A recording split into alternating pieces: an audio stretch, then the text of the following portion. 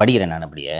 தமிழ்நாட்டிற்கு வாய்த்திருக்கும் முதலமைச்சர் எப்படிப்பட்ட பொம்மை முதலமைச்சர் என்பதற்கு இன்று அவர் வெளியிட்டுள்ள போட்டோ ஷூட் வீடியோவே சாட்சி. நேற்று நான் கரூர் சென்று உயிரிழந்தோருக்கு அஞ்சலி செலுத்தி சிகிச்சை பெறுவோருக்கு ஆறுதல் தெரிவித்து செய்தியாளர்களை சந்தித்த போது எந்தவித அரசியலுக்கும் இடமின்றி மக்களின் உணர்வாக எனது கருத்துக்களையும் தெரிவித்து அதே சமயம் மக்களின் சந்தேகங்களையும் பதிவு செய்தேன். அதற்கெல்லாம் உரிய பதிலளிக்க திராணி இல்லாமல் சமூக வலைதளங்களில் அவதூறு பரவுகிறது என்று கூறுகிறீர்களே, என்ன அவதூறு பரவியது?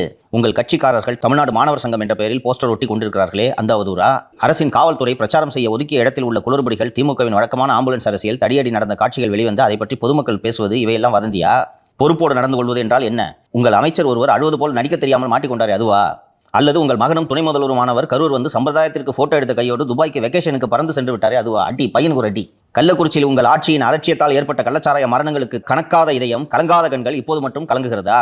சென்னை ஏர் ஷோவை நீங்கள் குடும்பத்துடன் உட்கார்ந்து கண்டுகளித்த போது கூட்ட நெரிசலில் சிக்கி 5 பேர் உயிரிழந்தார்களே, அப்போது மட்டும் வீட்டிலேயே இருக்க முடிந்ததா? யாரை ஏமாற்ற பார்க்கிறீர்கள் ஸ்டாலின் அவர்களே?